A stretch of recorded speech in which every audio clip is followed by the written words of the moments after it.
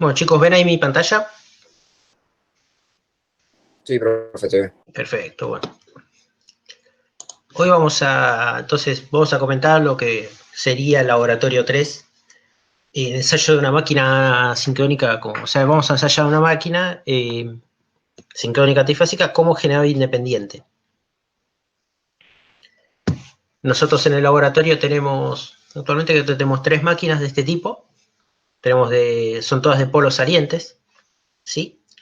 Como habrán visto en la teoría, las construcciones de máquinas de polos lisos son casos especiales para turbogeneradores y otros casos.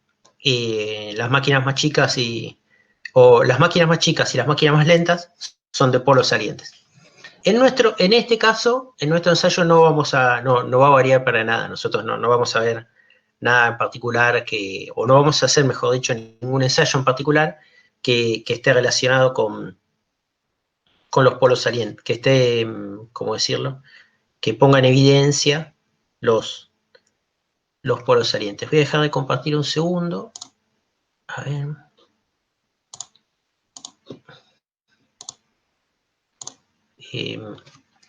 Problemita técnico.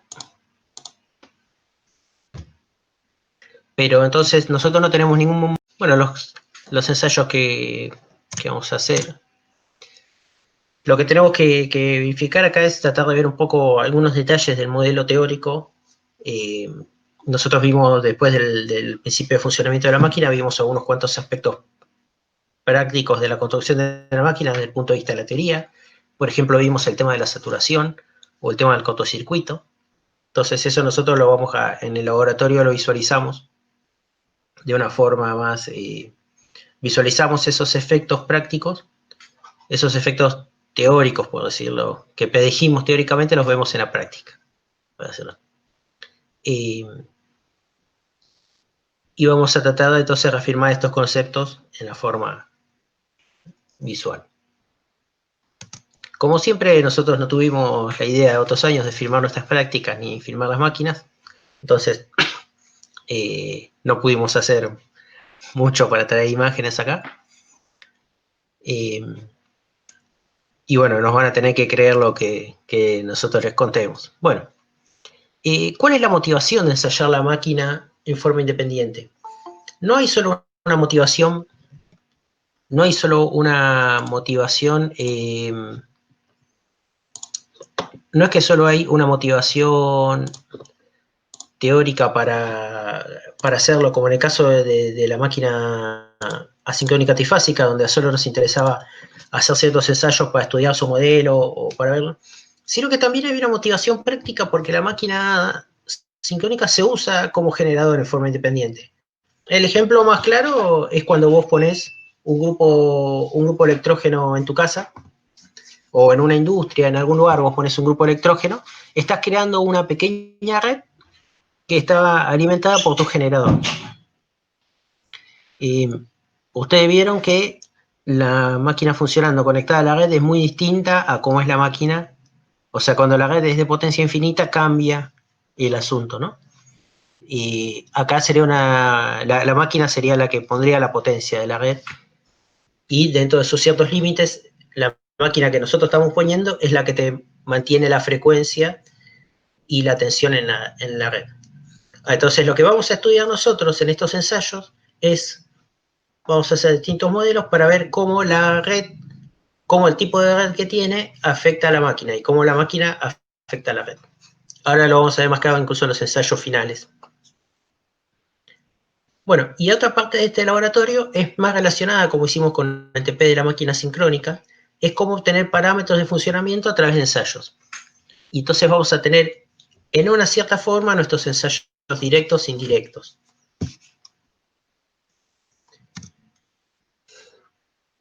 Bueno, este consta de 4 grupos de ensayos. Vacío de cortocircuito, punto nominal y de Potier. Vacío de cortocircuito serían, de cierta forma, ensayos indirectos, o parecidos, equivalentes a los ensayos indirectos.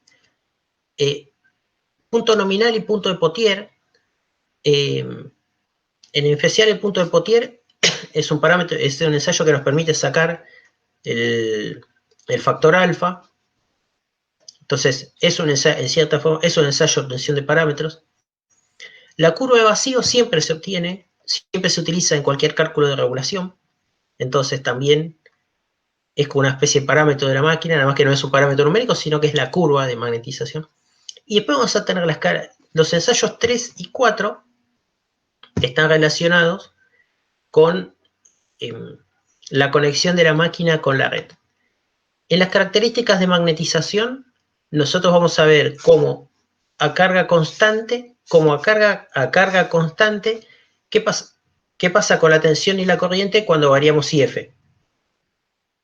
Y en las características externas es qué pasa con la tensión de la máquina cuando variamos la carga que tenemos afuera. Un poco parecido a la carga, es totalmente equivalente a la carga externa que hacían en un transformador. En todos estos casos la máquina está pensada como máquina de impulso. Porque claro, no puedes pensar una máquina, no la puedes pensar como motor, ¿no? Si no está conectado a una red, no tiene sentido ese caso. ¿Se entiende hasta acá? ¿Preguntas?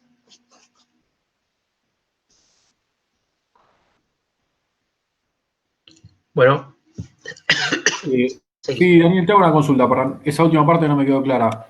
Las características de magnetización, entonces yo lo que hago es dejar fija la carga y varío la I de excitación, y después las características externas hago lo contrario, dejo fija la I de excitación y varío la carga. Exactamente. Ok. Y ves cómo responde, cuál es tu curva. Externa se le dice porque es lo que sale de la máquina, tensión y corriente, ¿no? Bueno, circuito de ensayo. El circuito de ensayo es un poco ya lo que vimos. En este caso, los circuitos de ensayo yo los voy a dibujar en forma unifilar y vamos a tener como dos sectores, el de la máquina de ensayo y el de la máquina de impulso. Vamos con este que es más interesante, que es el de la máquina bajo ensayo. Yo voy a tener la máquina sincrónica trifásica de sus bornes U y W. Voy a ir a un primer interruptor que vendría a ser mi interruptor de máquina, la llave 1, y voy a tener un multimedidor. Este multimedidor me va a permitir tomar las corrientes y las tensiones de la máquina en forma trifásica, y bueno, los multimedidores es un equipo moderno, me va a permitir tener tensiones, corrientes, frecuencia y factor de potencia, y eventualmente armónicos y más cosas, pero nos vamos a quedar con los parámetros eléctricos básicos. Acá hay un caso que no explicité directamente, que sería el caso cortocircuito. Claro, el caso cortocircuito es que vos tenés una llave más y pones todo esto en corto. También lo podés pensar como que cerrás la llave y pones el banco de resistencias en cero, ¿no? Si te lo permite. Pero bueno, se me pasó acá y tampoco creo que ustedes lo van a entender como... A esta altura ya entendemos todo cómo es poner en cortocircuito una máquina. ¿Sí?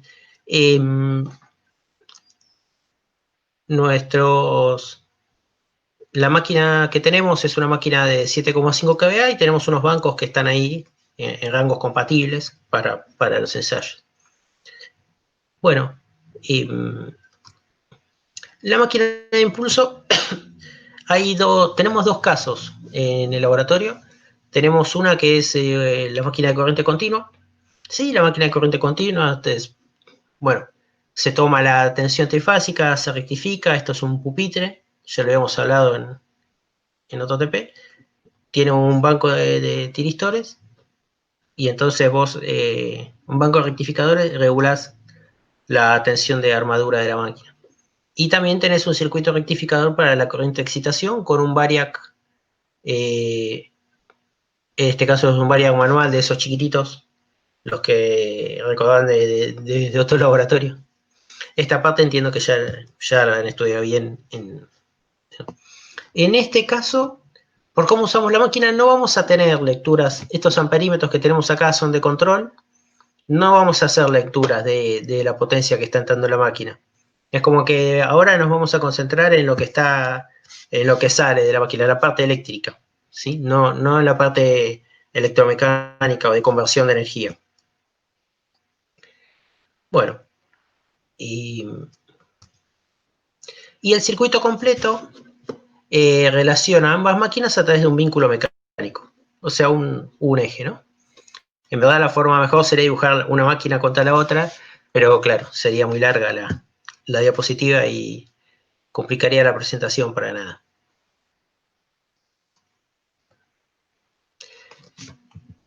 Bueno, yo los datos que les pasamos son los de una máquina Modbus.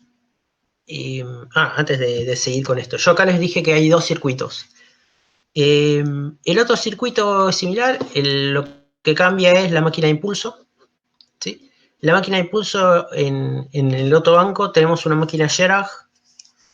La máquina Scherach es una máquina que nombraremos al final, que charlaremos un poquitito sobre su funcionamiento, al final de la materia. Es una máquina de corriente continua, de corriente alterna a colector. La principal ventaja que tiene es que tiene una variación de velocidad de entre 40 o el 50% de la velocidad nominal hasta 150% de la velocidad nominal y puede entregar cupla en todo momento. Es una máquina de las que pertenecería a la familia de las asincrónicas, pero es una máquina colector, o sea que también pertenece a la familia de máquinas alternas a colector, y entonces por tener este colector permite entregar potencia con unos trucos que tiene, con unas conexiones, con un arrollamiento auxiliar que está metido. Entre el arrollamiento asincrónico entre el arrollamiento rotor hay un arrollamiento extra, una jaula extra, que permite obtener potencia incluso a la velocidad sincrónica. Porque, bueno, vos tenés que trabajar, por eso, tenés que trabajar la máquina sincrónica trifásica para que los ensayos sean significativos, la tenés que trabajar a la velocidad nominal. Y la velocidad nominal es la velocidad, corresponde a la velocidad de campo sincrónico corresponde a la velocidad de campo. Y entonces vos, esta máquina que está acá, no puede ser una máquina sincrónica trifásica, porque no puedes lograr esa velocidad. Salvo que le pusieras un variador, que ese es otro tema. El tercer banco que tenemos tiene una máquina de corriente continua, pero este banco es electrónico. Todo el banco de excitación es electrónico. Y ahí es facilísimo. Desde el año pasado lo pusimos en marcha y se convirtió en mi banco favorito. Tiene un controlador electrónico, el equivalente a un variador, para la máquina de continua, y simplemente vos le decís qué velocidad querés y cuánta corriente estás dispuesto a entregar o recibir de la red. O sea, en el fondo está diciendo qué potencia puede entregar o recibir, y la máquina se encarga de mantener. La máquina mantiene la velocidad dentro de los límites de corriente que vos le estás dispuesto a admitir. Entonces, claro, el control de potencia en esa máquina, el control de potencia está dado por el control de este banco de rectificadores, que controla la tensión, que controla cuánta corriente puede ir a la armadura. Y hay un juego entre la excitación, y hay un juego entre la excitación y la armadura, y el controlador hace que mantenga la velocidad necesaria. Bueno, o sea que tenemos en el laboratorio tenemos 3 bancos. Yo mostré el más como tradicional. A ver, hay alguien que quiere entrar.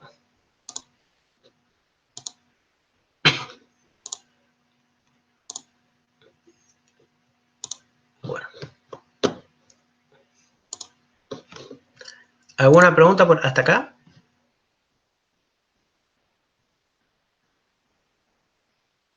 ¿No? Bueno, bien. Bueno, las características de la máquina que les pasamos como cada uno de estos 3 bancos tiene sus 3 máquinas. Yo elegí una máquina sincrónica Modbus que tenemos, que tiene una potencia de 7,5 kVA. Acá se me pasó Se me chanfleó. Bueno. Tiene una tensión nominal de 380 volt, una 380 volt, conexión en triángulo, corriente nominal de 11,4 amperes, 50 Hz la frecuencia, coseno phi 0,8 y la velocidad al 0,50 Hz 1500 RPM y una tensión de 3 amperes a 190 volt la excitación. Fíjate que acá yo dije SN, puede ser que hay un error. Esto se puede especificar como P o como S. Vos te tenés que fijar, esta máquina supuestamente dice 7,5 kilowatts de potencia contra un coseno phi de 0,8. O sea que su potencia aparente es 7,5 sobre 0,8. Algo así estará en el orden de 10 kVA. En un generador trifásico, esta distinción es bastante significativa, es bastante importante, porque vos en verdad la máquina no está limitada por la principal fuente de calor en la máquina, la principal fuente de calentamiento, que es lo que limita la potencia que puede tardar, está relacionada con la corriente. Está bien, hay pérdidas en el hierro que suman, pero bueno, vos no vas a variar mucho la tensión, entonces las pérdidas en el hierro no te van a variar demasiado. Entonces, lo que vos te va a limitar el funcionamiento de la máquina es la corriente que pueda trabajar. Y la corriente, desde el punto de vista térmico, las resistencias no distinguen si es activa o reactiva. Entonces la máquina en verdad lo que tiene es un S nominal. La máquina tiene una potencia aparente nominal y se va a mover dentro de ese círculo de potencia aparente nominal. Digo círculo, ¿no? Estás hablando de el vector. Pensar el vector de corriente puede estar en cualquiera de los extremos, el vector de corriente o el vector de S. Puede estar en cualquiera de las configuraciones, ese fasor adelantado o retrasado respecto a la tensión. Igual va a disipar la misma cantidad de calor basado en su módulo. Entonces, vos tenés que fijarte la potencia que te dice al coseno phi que te dice. Porque si, por ejemplo, a vos te venden un grupo electrógeno de 10 kVA, te lo venden como de 10 kilowatts a coseno phi 1, en verdad te están vendiendo un equipo de S 10 kVA y vos en la práctica muy pocos casos vas a tener un coseno phi de 1, salvo que conectes una serie de estufas, por ejemplo. Pero en cualquier caso real vos vas a tener un coseno phi menor y entonces ahí se te va a caer la potencia activa. Lo que quiere decir también, la potencia está relacionada con el tamaño del motor. La potencia activa está dada por la máquina de impulso. En sí, no podés pasar, vos desde el punto de vista térmico, podés tener cualquier combinación de P y Q mientras se mantenga el S, pero vos tenés que tener en cuenta que la potencia no puede superar el P, que te dé la máquina de impulso. Entonces también hay otra estrategia publicitaria dudosa que es informar el S, la potencia aparente del grupo. Y entonces yo te puedo decir, con un coseno de phi 0,5, casi que te duplico, en verdad un poco más que te duplico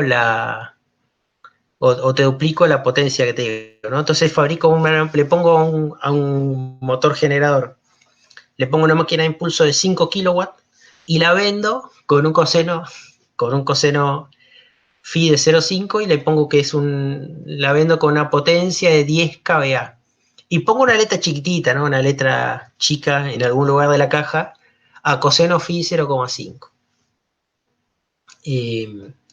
Bueno, en verdad está normalizado el 0,8, pero hay que tener en cuenta eso, ¿no? Que hay fabricantes que hay fabricantes que especifican P y otros CS, y hay que tener en cuenta cuando se lee eso.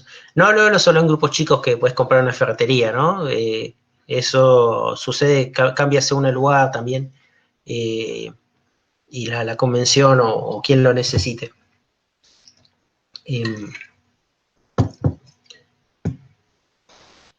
Bueno, la tensión de la excitación, bueno, se especifica siempre, ¿no? ¿Cuál es la corriente de excitación nominal? ¿A qué tensión? Esto es para que vos tengas en cuenta con qué circuito lo vas a alimentar a la excitación. Bueno, vamos a pasar a los ensayos. ¿Preguntas hasta acá?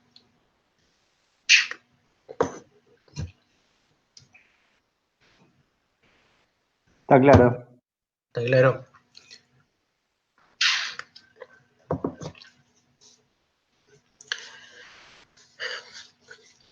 Bueno, el primero de los ensayos que siempre hacemos en las máquinas es el ensayo de vacío. Ensayo vacío, tenés todos los interruptores levantados, arrancás la máquina de impulso, la llevas a la velocidad sincrónica de la máquina y empezás a aplicar tensión de excitación y vas levantando los valores. ¿Por qué dice que la tensión no será mayor? En general la tensión no va a ser mayor a 130% de la tensión nominal.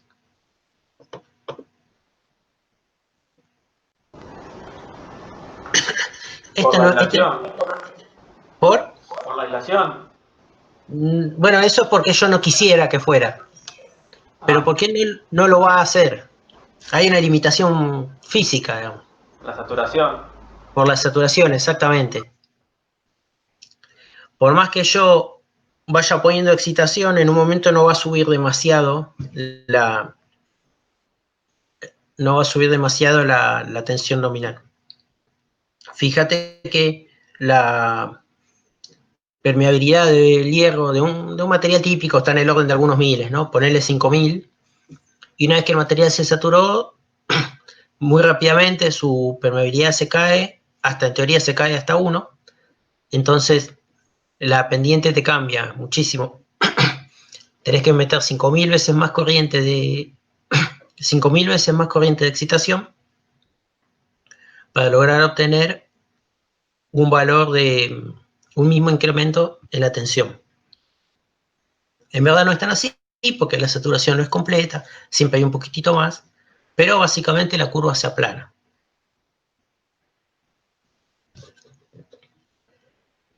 El hecho de la saturación nos hace también tener en cuenta una precaución. Si yo voy a levantar una curva, no es lo mismo levantarla de abajo hacia arriba que de arriba hacia abajo, que ir subiendo y bajando todo el tiempo. Hay que tener cuidado y bueno, generalmente arrancamos desde arriba y vamos hasta abajo. Eso es por la remanencia del material. Una de las cosas que vamos a ver en este laboratorio es que la remanencia tiene un pequeño efecto y aparece.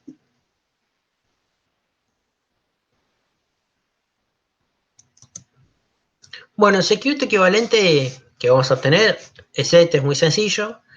Está F, la resistencia, la reactancia, que la puedo considerar en cualquiera de los modelos que quiera ahora, es equivalente, y la resistencia de armadura. También es indistinta. Bueno, voy a pasar a mostrarles la curva que obtendría uno. Esta es una curva genérica de alguna máquina,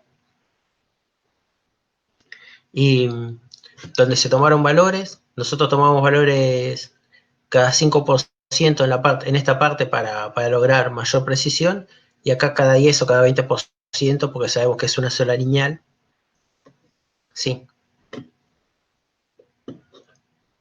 Y no llegamos, como le decíamos, no llegamos, por una cuestión, fíjate acá como, si bien la excitación nominal era de 3 amperes, yo para tomar estos valores me tengo que ir mucho más. Entonces no llego a explorar muy bien, no se llega a explorar la zona lineal de la curva, o la zona más achatada de la curva, porque de la curva de la característica vacío, porque estoy exigiendo demasiado a la excitación. Entonces exploro un poquitito esa zona y me contento con eso. Bueno, los puntos acá puedes ver, fueron tomados con cuidado. Hay una cierta dispersión entre todos los puntos. Eso es una característica de toda medición real. Esta curva acá no está hecha con ningún algoritmo particular, entonces es una interpolación manual con un spline. Entonces puede ser que algunos puntos los interpola un poco más o un poco menos. No hay un ajuste sobre esta curva, porque tampoco hay un modelo sobre el cual yo pueda ajustar. La curva de saturación no tiene un modelo teórico bueno todavía. Cada tanto siguen saliendo algún estudio, cada tanto sigue saliendo un paper, cada tanto es realmente una tesis sobre alguien que le dio alguna vuelta más al tema de la saturación. Hay como varios modelos, hay modelos que se basan en la física del material, en los dominios del cristal, otros modelos que son más numéricos, hay modelos específicos para mayores frecuencias, menores, para máquinas, para inductores de audio, etc. Pero bueno, todos son modelos limitados y tienen sus aproximaciones, no hay una buena solución. Yo si tuviera un buen modelo teórico o tengo un modelo teórico que puedo elegir, puedo hacer que esta curva, buscar cuál es la mejor aproximación. Un poco como cuando uno hace hacíamos las rectas que interpolaban en la máquina asincrónica trifásica. Yo sabía que lo que había me tenía que dar mi modelo me dice que tenía que ser una recta. Entonces, yo entre la dispersión de todas las mediciones, como vemos acá, estos puntos supuestamente están en una recta, porque la máquina no está saturada. Entonces yo puedo encontrar la mejor recta que nos aproxima, y teniendo en cuenta las desviaciones de cada uno. Bueno, eso acá no es tan realizable porque no hay un modelo, no sé hacia dónde lo tengo que ajustar.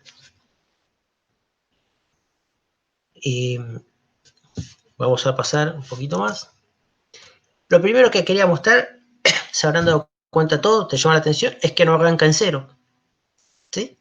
No arranca en cero porque está la tensión remanente, el núcleo te queda, el acero en el cual está hecho la excitación, no tiene por qué ser un acero que no tenga remanencia. A vos te interesa que ese acero tenga una remanencia, ¿cuánto? En principio en una máquina sincrónica trifásica ni te molesta, ni no te molesta que tenga remanencia. Porque vos en la parte práctica vas a trabajar por acá, no vas a llevar a cero la excitación, usualmente. Entonces esa remanencia no complica mucho. E incluso si tenés que trabajar la máquina sin excitación, tampoco te va a molestar.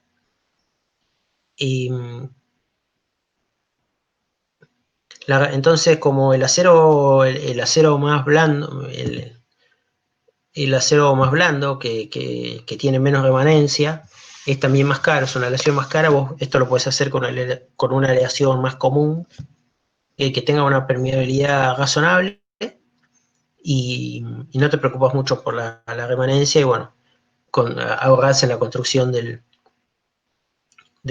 aparte, como generalmente la excitación está en el rotor, y el rotor está sometido a esfuerzos dinámicos, porque está girando, tal vez lo que más te va a preocupar de ese acero, muchas veces te va a preocupar más sus propiedades mecánicas que sus propiedades magnéticas. Lo único que te interesa es que tengan un límite, que sean aceptables, pero no excelentes, ¿no?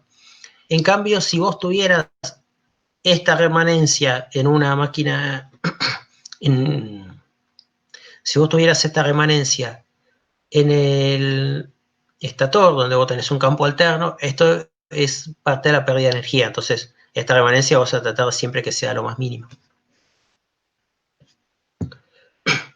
Entonces, la remanencia hace que a una excitación cero vos tengas una tensión en el orden de los 30 volts más o menos. Depende mucho de la máquina y de su entehierro. Bueno, la zona que no está saturada es una determinación a ojo, igual, es lo que se conoce como la recta de entehierro, es la zona lineal de la característica. Hay algunos que prefieren hacer que la recta de entehierro pase por cero, la definen así, otros toman como la recta más lineal posible.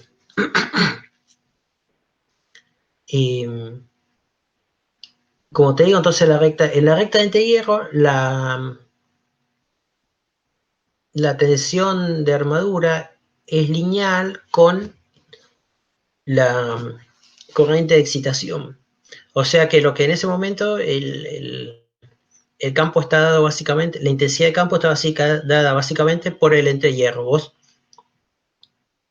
podés asumir que en esta región, vos podés asumir que la caída de fuerza magnetomotriz es toda en el entehierro y con eso dimensionar esa parte de la máquina. Y fíjate que esta máquina era de 380 volts.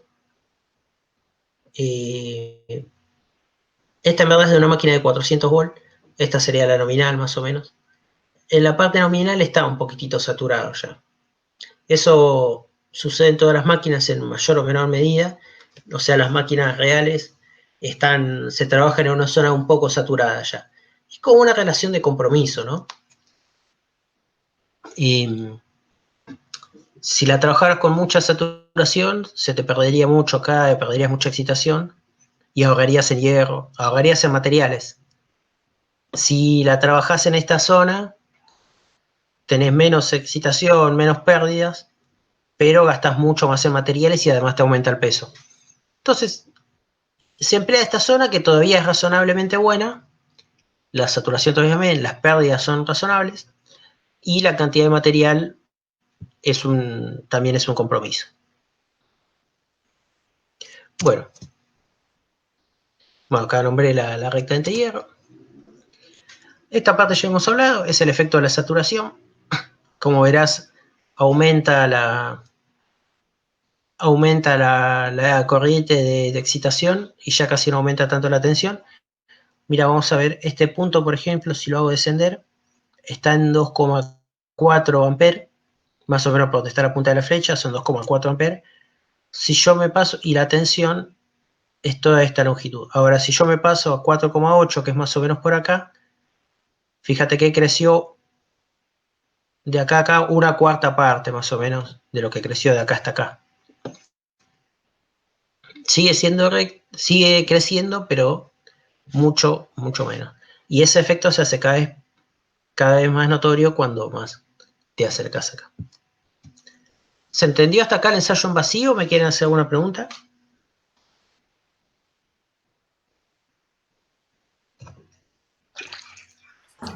No, por ahora no.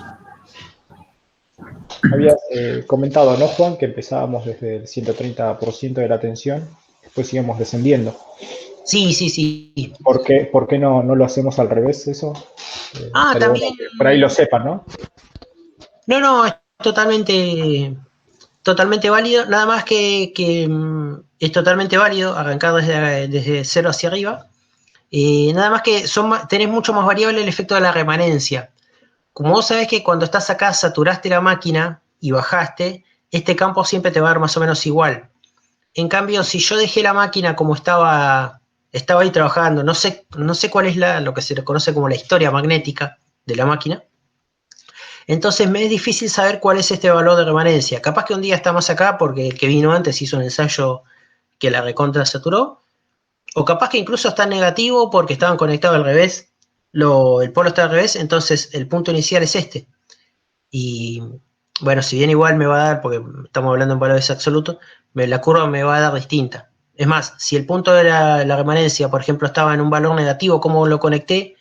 Va a pasar que yo voy a empezar a subir, voy a hacer esta curva de saturación. Viste que la curva de estéresis tiene una parte de abajo y de arriba.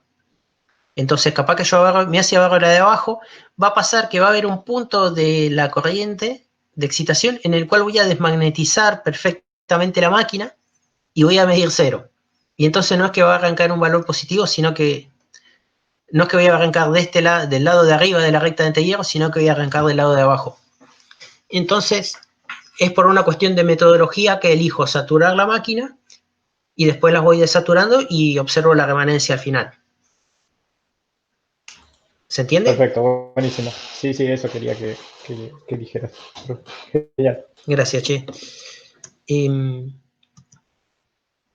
Bueno, ¿qué pasa cuando varía la velocidad. Si yo acá no soy atento a cómo varía la velocidad. Bueno, lo que te va a pasar, la fórmula básica de la tensión de vacío, válida para todas las máquinas, es que la tensión a circuito abierto es 4,44, la frecuencia por el número de espiras por el flujo que lo está atrapando. Cuando yo voy a variar la velocidad, va a pasar que va a variar F nomás. Entonces, cuando varíe la velocidad, va a aumentar la frecuencia y entonces va a aumentar la tensión de la máquina. Esto creo que es claro, no hay mucho más que aclarar. Epa. Bueno, paso ahora al ensayo en cortocircuito. El ensayo en cortocircuito se hace también con el rotor girando a velocidad sincrónica con todos los arrollamientos en corto. Vamos a lograr, inyectando la corriente de armadura, vamos a tener un valor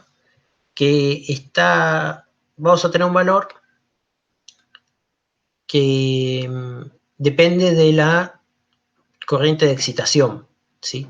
No lo vamos a llevar a un valor mayor al nominal.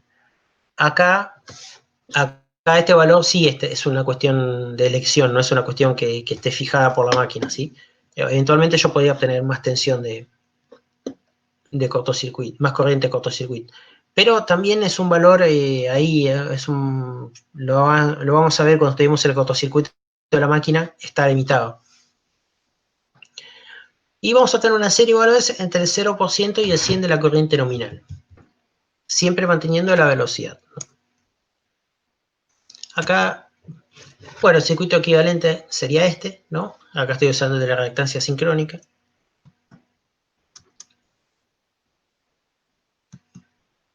Y esta es la curva que voy a obtener, ¿sí?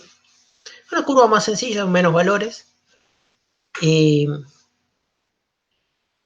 Primera cuestión que podemos ver de la curva, bueno, es lineal, ¿sí? Vemos acá que es lineal. Y es fuertemente lineal. ¿Alguno se anima a aventurar por qué esa curva es muy lineal?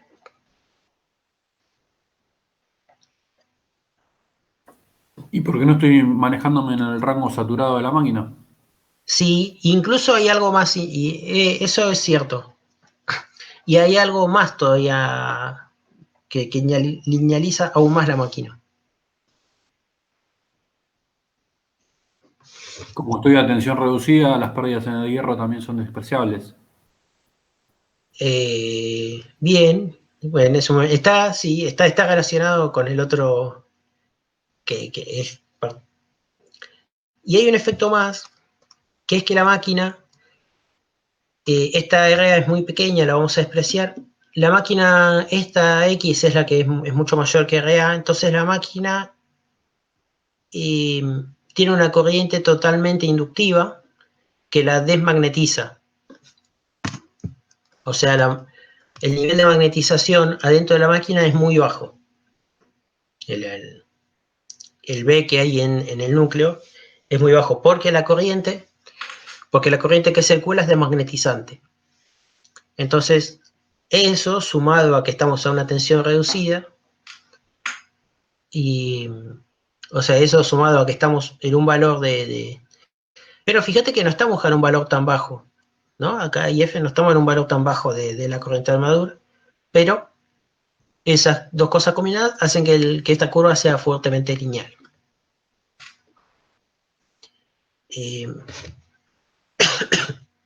Bueno, acá también podemos ver el efecto de la remanencia, que no arrancamos en cero, ¿sí? Como la corriente es desmagnetizante, hace que ese efecto sea menor, ¿no? O sea, la corriente que sea desmagnetizante significa que la corriente de armadura va en contra de su propia causa y tiende a llevarlo a cero, por decirlo de alguna forma, o a disminuir. Bueno, ya hablamos de esta linealidad.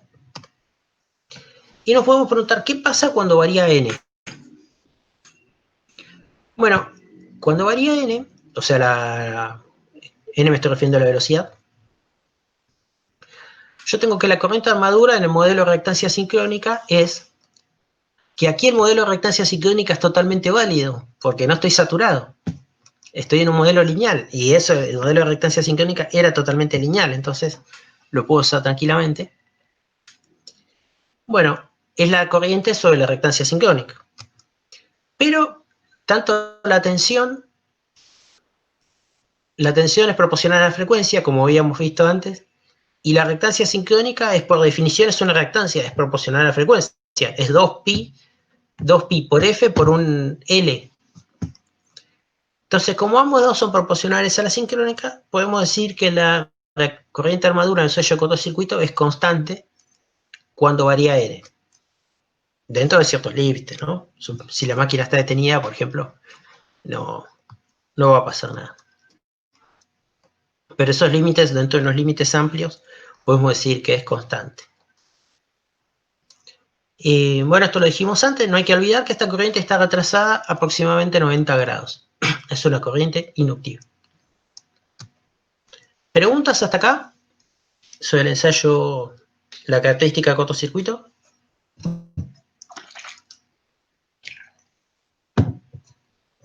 Daniel, no sé si te parece algo que podías comentar. No, por ahí, no sé si aporta mucho, pero ponerlo en cortocircuito y empezar a excitar la máquina es como que si la máquina fuera su propia carga, ¿no? O sea, vea la reactancia como si fuese una carga netamente reactiva. Sí, sí, exactamente. A diferencia, ¿no?, de la máquina asincrónica. Esto creo que más o menos lo comentó también Poteraike en la clase, cuando se habló de este tema. Y aquí acá se puede ver perfectamente con esta línea, ¿no? A casi la corriente de excitación nominal podemos llegar a tener la corriente de corto, que es prácticamente casi la nominal. Sí. Eso también está dado por lo fuerte que es la reactancia sincrónica, ¿no? O sea, la interacción entre porque la reactancia sincrónica viene de la interacción entre la corriente de armadura, es la reacción de armadura sobre la excitación, es tan fuerte que hace que esa X sincrónica tenga un valor muy alto. Mejor dicho, bueno, son reactancias, es un valor bajo, ¿no? Que a veces se entiende. Bueno, sí, es un valor alto de reactancia, un valor bajo de susceptancia. Lo cual hace que numéricamente sea fuerte y tienda a... Es como que casi... No es difícil que toda la tensión F se caiga. No es difícil que toda la tensión F se caiga en la reactancia sincrónica, o una buena parte de ella. Y eso hace que vos tengas con corriente nominal, con excitación nominal, tengas una corriente parecida a la nominal. Fíjate que XS, por ejemplo, es 1,8. 0,8, por ejemplo, es un valor. 1,2, 1. Hay mucha influencia en valores por unidad, ¿no? O sea, que sea 1 por unidad significa que XS es igual en valores ohm, es la tensión nominal sobre la corriente nominal. O sea que por cada... o sea que la corriente nominal, cuando pasa la corriente nominal, tenés una caída de tensión igual a la tensión nominal. Sí, es muy fuerte el efecto, ¿no? Y eso hace que al final vos no puedas obtener que el cortocircuito, una vez que se establece el cortocircuito de la máquina, eso lo vamos a ver. O sea, cuando la máquina está andando normalmente en una red y vos le haces un cortocircuito entre los bornes, vas a tener unos periodos transitorios que van a estar dados por la condición de carga de la máquina, pero al final se va a estabilizar. Se va a estabilizar en una corriente que va a ser igual a la corriente nominal, a la tensión nominal sobre la reactancia sincrónica. Y va a estar en valores, eso es la definición de la reactancia sincrónica por unidad, va a estar en valores de 0,8 a 1,2, 1,5, según el tipo de máquina de la corriente nominal. O sea que el cortocircuito, una vez que se estabiliza, el cortocircuito de la máquina sincrónica es de poco valor respecto al valor nominal. Sí, Juan, eso lo comentó Alberto en la teoría, de que justamente dificulta detectar la falla, porque yo tengo que detectar el transitorio, no puedo actuar, digamos, con la parte térmica del interruptor porque es casi la nominal. Claro. Sí. Alguno me dirá, che, pero ¿cómo es que si yo hago un cortocircuito en la red no tiene el valor nominal de la red? Porque es distinto, todas las máquinas aportan un poco. Entonces, si vos tenés muchas máquinas en red, cada una te va a aportar un poco al corto y vas a tener un valor muy importante. Pero cada máquina va a aportar un valor cercano a su nominal. Y sí, cuesta un poco la detección y aparecen los relés de impedancia, ¿no? Que son relés que están analizando eso. ¿Cuál es la impedancia de la carga? Porque si yo tengo la corriente nominal con una impedancia nominal, pero como dice acá, 90 grados retrasada, tengo dos cuestiones. Entonces puedo hacer mi protección puede hacer dos análisis. O alguien conectó un banco de inductores, cosa que es muy poco probable si estoy salvo que esté en un laboratorio, o tengo un cortocircuito. Entonces el relé de impedancia te ayuda a detectar la falla. Pero no por la corriente, como decía Pote, ¿no? Sino por la zona de impedancia donde estás trabajando. Claro, la coordinación de las protecciones de impedancia son bastante complejas. Son complejos, claro. Son complejas. Tienen así como el eje XY, ¿no? Donde está la parte resistiva y reactiva, y depende de dónde cae cuando hace la cuenta de tensión sobre corriente, depende de qué parte cae de ese plano de actuación, identifica si es reactiva o resistiva, depende de la zona, y ahí actúa. No lo hace por medir corrientes elevadas. Claro. Ni vemos en una red real, ¿no? Donde vos además tenés efectos capacitivos de la red. Ahí debe ser la aplicación es bastante más complicada que en un laboratorio. Sí, en nuestra red de 500, que es más descargada, es muy capacitiva. Es totalmente distinta a la red por ahí de 132 o de media baja tensión.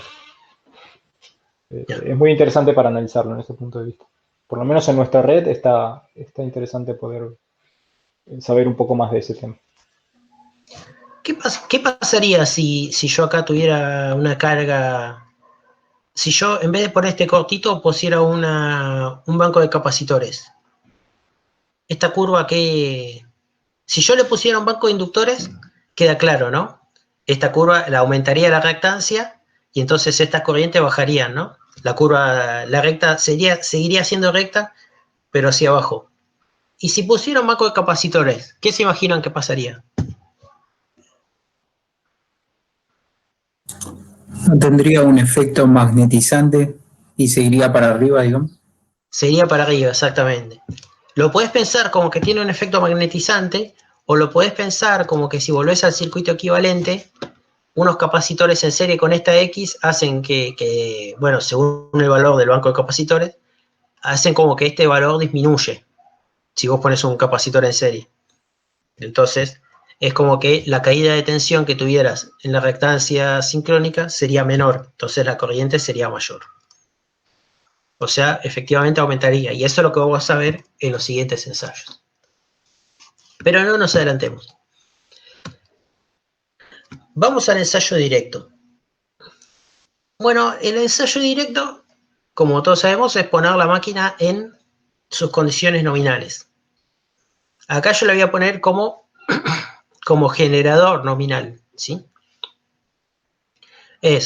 Tengo que lograr hacer que gire a la velocidad sincrónica, tiene que tener una carga que tenga el coseno phi de la carga nominal, y tiene que tener Y entonces, cuando yo tengo la carga de coseno phi nominal, lo lleve a la tensión nominal, regulando la excitación, debería tener la corriente nominal en todos los, la corriente nominal en los bordes. Y esa corriente nominal, para completarla, se tiene que lograr con la tensión, la corriente de excitación nominal. O sea, vos, en el ensayo, si vas a la placa, tiene que darse toda esa columna que habíamos anotado al principio. Muchas bretas. Yo tengo que, se tienen que dar todas estas. ¿Sí? Y entonces, para verificar que esas son las condiciones nominales. Bueno.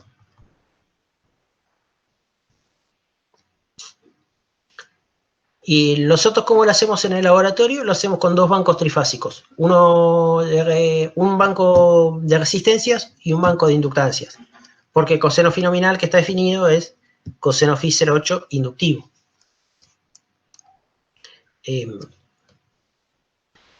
Bueno, ¿cómo lo voy a realizar entonces? ¿Cómo lo voy a realizar? Fíjate que yo tengo un problema. Salvo que pueda medir las resistencias, salvo que las mida con un ohmmetro y mida las inductancias con un ohmmetro, y entonces calcule los valores de R y de X que tengo que hacer y aplique electrotecnia. Juan, a Y ver, vea cuánta preguntarles corriente. a ellos, discúlpame, preguntarle a ellos cómo lo harían en este caso. Claro. O sea, bien como decís, el problema es que no podemos resistencia directamente ni la inductancia, pero ¿cómo harían para poder llevarlo a los valores nominales?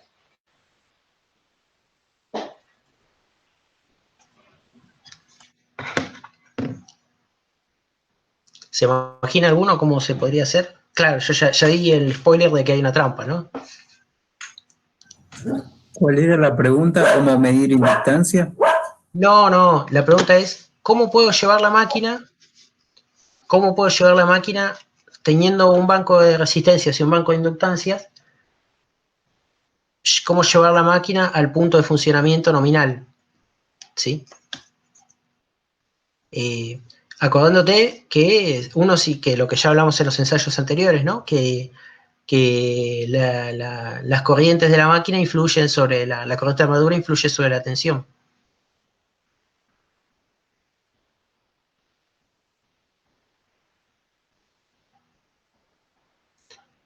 Entonces vos lo que tenés que pensar es, imagínate, salvo que, como te digo, salvo que yo pudiera medir la tensión y la corriente, podría medir la resistencia y la inductancia y usando la electrotecnia calcular qué valor tendría que tener resistencia e inductancia a la tensión nominal para de esa forma yo crear una carga que se mantenga constante. Y además, suponiendo que la carga se mantiene constante, por encima las implementaciones reales, en especial las representaciones reales de los inductores, tienen bastantes componentes parásitas. Entonces, el valor de la resistencia parásita que tiene un inductor depende de la corriente que está, depende del nivel de saturación del mismo. Y lo mismo que su valor de inductancia. La cuestión es que es bastante difícil hacerlo directamente. Entonces, la realización de esto implica hacerlo en dos pasos. Vos sabés que una tensión, una corriente, se puede descomponer en una corriente activa y reactiva. Eso es como el principio de la electrotecnia, ¿no? Entonces, como la corriente se puede descomponer en una componente activa y reactiva, nosotros podemos excitar el banco y hacerlo en dos partes. Primero ponemos el banco vacío, ¿no? Una vez que el banco está en vacío, ponemos solo el banco de inductancias. Y subimos, cuando vos pongas el banco, elegís algún valor del banco de inductancias, y entonces cuando vos conectás el banco se te va a caer, va a empezar a circular corriente por el banco, pero como esa corriente es desmagnetizante, se te va a caer la tensión. Entonces empezás a inyectar corriente de excitación hasta que logras mantener la tensión nominal. Y después vas ajustando, y entonces lo que vas haciendo es un juego donde vos ajustás el banco de excitación, o sea, ajustás las inductancias y ajustás la excitación, las inductancias y la excitación, vas subiendo y bajando cada uno hasta que lográs tener tensión nominal, y la corriente tiene que ser no la corriente nominal, sino el seno de phi de la corriente nominal. O sea, la parte, que está acá, es el vector de corrientes, la componente inductiva de la corriente, la componente reactiva. ¿Se entiende esta parte? O sea, lo que estoy haciendo es lograr, lo que estoy creando acá es la corriente reactiva nominal. ¿Me siguieron?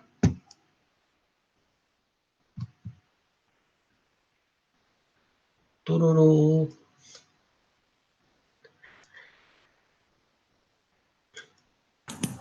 Sí, se entiende. Sí, esto, claro, son casos prácticos que se ven en el auto. Bueno, vamos a ver de vuelta qué pasa con la resistencia. Con la resistencia hago exactamente lo mismo. O sea, pongo la máquina en vacío, la llevo a la tensión nominal en vacío y le empiezo a dar resistencia, tac, tac, tac, tac. Cuando yo le doy resistencia, le doy carga, en cada paso, tac, tac, aumenta la corriente de armadura, pero se cae la tensión nominal, se cae la tensión de la armadura. Entonces, subo un poco la resistencia, subo la tensión nominal, subo la tensión controlando IF y me fijo la corriente. ¿Es la corriente que necesito? Paré, ya tengo tensión nominal y corriente activa nominal. Me puede pasar que a la tensión nominal la corriente se haya pasado, entonces bajo las resistencias. Tac, tac, bajo un par de pasos de resistencia.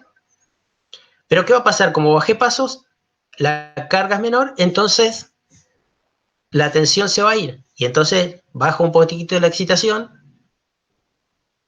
me vuelvo a fijar. ¿Tengo tensión nominal? Sí. ¿Tengo corriente nominal activa? Ok, terminé el procedimiento.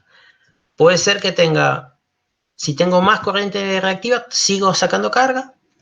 Y si tengo menos corriente activa que la corriente activa nominal, tengo que subir un poco la resistencia. O sea, dar algunos pasos más de resistencia. Y vuelvo a repetir el procedimiento. Parece un poquito engorroso, pero bueno, no hay tantos escalones de resistencia. Es como una aproximación que uno hace. Y en dos o tres iteraciones de este procedimiento se va completando. Ahora, claro, vos fijate que son 2 o 3 iteraciones para la inductancia y 2 o 3 iteraciones para la reactancia. Ay, claro. Son 2 o 3 iteraciones para cuando ajustás el banco de inductancia y otras 2 o 3 cuando actualizás el banco de resistencias. Si vos combinaras ambas combinaciones, se te multiplican, son como 9 pasos de ajuste. Porque si vos hicieras uno y otro, tendrías que estar fijándote cómo va el coseno phi y entonces ir subiendo, no solo fijarte tensión, no solo fijarte la tensión, la corriente, la excitación, sino además el coseno phi.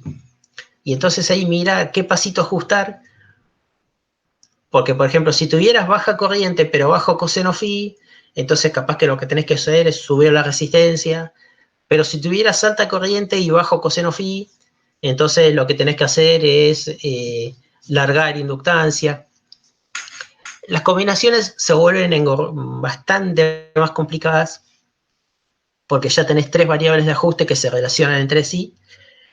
Entonces, por eso es que elegimos este procedimiento en el cual primero conecto solo las resistencias, las desconecto, conecto las inductancias, las ajusto y listo.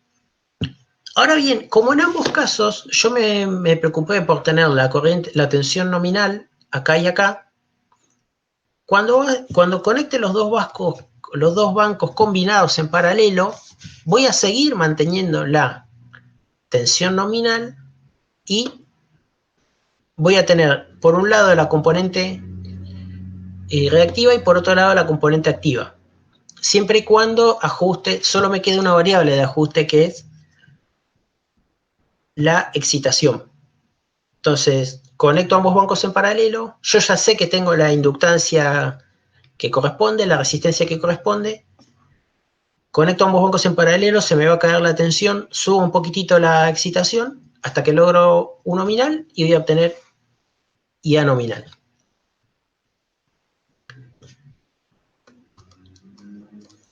Bueno, fíjate que entonces ya tenía U nominal, o sea, tensión de armadura nominal, corriente de armadura nominal, factor de potencia nominal, la velocidad quiero creer que la mantuve constante desde el principio y tendré la velocidad nominal, y entonces debería leer la IF y debería ser la nominal. Bueno, la cuestión es que yo tomo todos esos valores y los llevo en una planilla y ese es el punto de funcionamiento nominal. Y lo comparo con lo que dice la placa de características. Pero todavía puedo hacer algo más interesante. Una vez que está todo registrado, levanto el banco levanto los bancos de carga. Levanto el banco de inductancias y levanto el banco de resistencia. La tensión, sin haber tocado la corriente de excitación, entonces la que voy a obtener es la tensión en vacío. Y eso es la definición de regulación. La regulación es la caída de tensión que hay entre el vacío y las condiciones nominales, sin haber variado el resto de las características.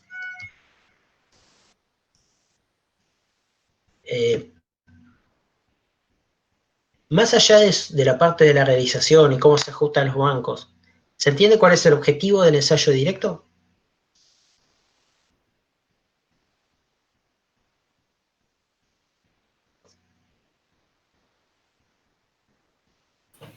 Sí, sí, queda claro, Juan. Bueno. Daniel, no sé si querés comentar algo más. No, en esta parte creo que la verdad fue muy, muy claro cómo lo presentaste. Bueno, muchas gracias. No sé si... No, la verdad que no. No, Está bastante sintetizado y muy claro. Esto es sencillo, no hay tampoco muchas vueltas que dar. Bueno, vamos ahora a otro ensayo para determinar las características de la máquina, que es el ensayo que nos permite determinar el factor de reacción de armadura, o sea, alfa, que es el punto de Potier. El punto de Potier, lo que te tenés que acordar es cómo es la definición del punto de Potier. El punto de Potier es corriente nominal, es la máquina trabajando corriente nominal, a tensión nominal y coseno phi 0 inductivo. O sea, la máquina está todo cargado en forma inductiva pura. Bueno, entonces te imaginarás que la realización de este ensayo no hay mucho más secreto. Vos tenés que poner el banco de inductores, empezás a subir le pones alguna cierta carga inductiva, subís la tensión, llegás a la nominal y después vas ajustando. Y entonces vas ajustando el valor de la inductancia y el valor de la excitación hasta lograr el punto más cercano que puedas hacerlo, que puedas llevarlo al punto de Potier. Bueno, y el punto de Potier, después vos lo llevas a bueno, acá en este gráfico tengo la característica de autocircuito, pero no mira en la parte de abajo. Y el punto de Potier, después lo interesante es llevarlo a el gráfico de tensión contra corriente de excitación. El punto de Potier es este. Siempre se dibuja el triangulito y no se presta atención. Fíjate que estamos a la tensión nominal, ¿sí? Y estando a la tensión nominal, yo le di la suficiente, conectado a un banco de inductancias, le di la suficiente corriente de armadura para obtener la corriente nominal, cosa que en este gráfico no se ve, porque no es un gráfico de corriente de armadura. Entonces, este es el punto de Potier, ¿sí? Y de acá se dibuja el famoso triángulo, ¿no? Vos tenés que dibujar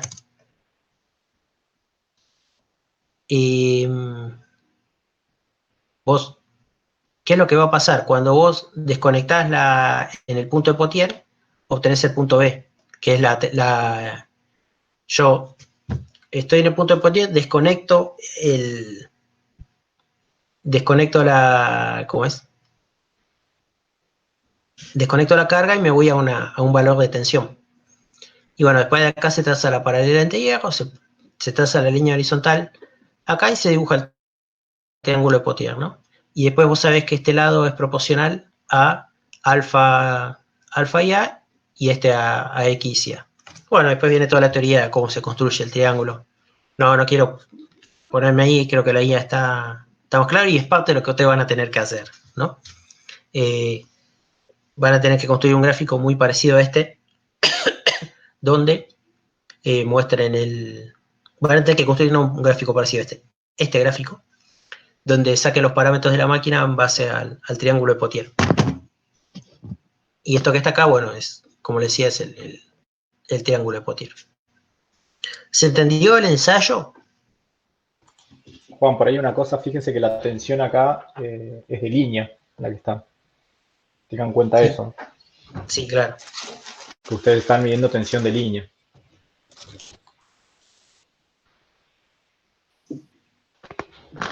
Y después para hacer las cuentas, ¿no? Se utiliza la tensión de fase. Sí, no hay... en la guía está la tensión de fase, ¿no? Sí, Bueno. simplemente eso, ténganlo en cuenta porque después, cuando hagan las cuentas, no les va a cerrar mucho.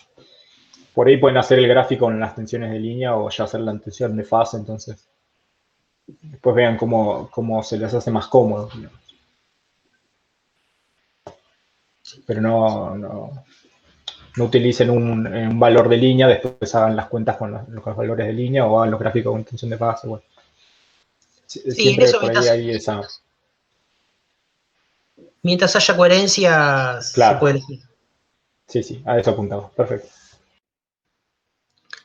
Bueno, por suerte acá tampoco los procedimientos de cálculo en este TP no son mucho más complicados que... no es... El TP complicado es el TP2 en cálculos. El TP1 también. Yo creo que los TP3 y 4 son más demostrativos. Lo que te tenés que lucir en este TP son con los gráficos.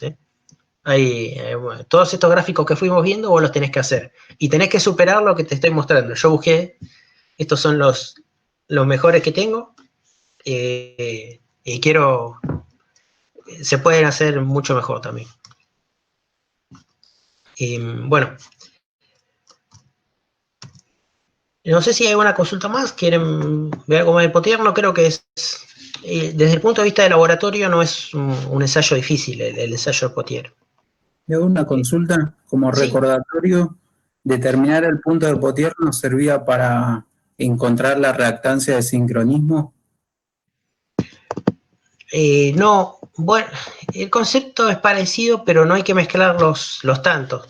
La reactancia sincrónica es parte del modelo de reactancia sincrónica, ¿no? En el modelo de Potier, lo que vos tenés es el parámetro que vos usás es alfa.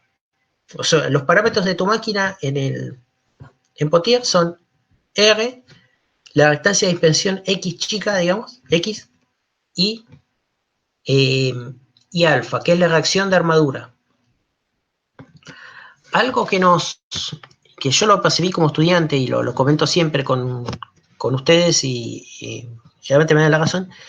Un problema con la máquina sincrónica es que no tiene un modelo circuital. Las máquinas sincrónicas no tienen un modelo circuital. El único modelo que hay circuital, o sea, donde vos construís un circuito, la gracia del modelo circuital es que vos ponés el modelo y después vos la resolvés. Vos resolvés usando tus herramientas de electrotecnia. Que son herramientas sencillas, son herramientas metódicas. Entonces, es bueno tener un modelo circuital. En la máquina asincrónica teníamos un modelo circuital que era único, que tenía distintos grados de complejidad según cómo lo querías tomar, pero lo tenías. Y era inexacto, pero funcionaba. En la máquina sincrónica no tenés un modelo circuital. salvo en el modelo de reactancia sincrónica. Y es un modelo bastante inexacto por el tema de la saturación. Bueno, en el modelo de Potier te pasa lo mismo. Vos no tenés un modelo circuital, no tenés un circuito que vos puedas dibujar. Y ahí está el tema, aparece ese valor alfa. Este lado que está acá, esta caída que ves acá entre B y C, está relacionada con la X chica, o sea, con la reactancia de dispersión de armadura. ¿Sí? Que esa reactancia sí es la que existe y la que vemos. Pero este valor de C a P está relacionado con el valor de alfa. Vos lo que tenés que hacer es, alfa es el cociente que te determina cuánto es un factor que te permite traducir de corriente de armadura a corriente de excitación. O sea, básicamente es esto. Vos, esta fecha que está acá, es lo que perdés, esto que está acá, es lo que vos perdés de excitación debido a la carga. Entonces, ¿cómo calculo yo? Ponele que acá, vos acá vas a tener un valor, qué sé yo, 50 amperes, puedo decir. No, bueno, es mucho. Ponele que sean 10 amperes acá, la carga nominal inductiva. Entonces, esos 10 amperes de armadura van a ser esto.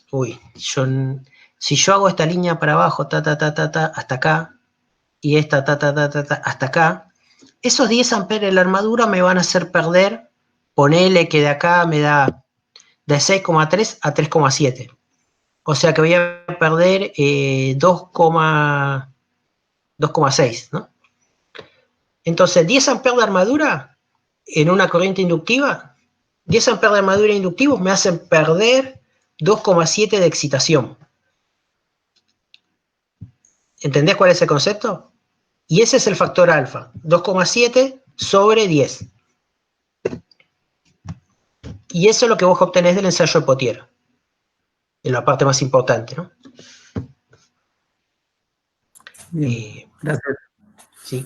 Después, con ese valor de alfa, vos te construís un pequeño fasorial y podés determinar la regulación de la máquina. De la misma forma, bueno, vos, este lado es proporcional a la X chica, ¿no? De la misma forma. Bueno, voy a continuar. Vamos a pasar ahora a las características de la máquina, las características de magnetización y de excitación. Si quieren hacemos 3 minutos, paramos, cambiamos el agua al mate y seguimos, ¿sí?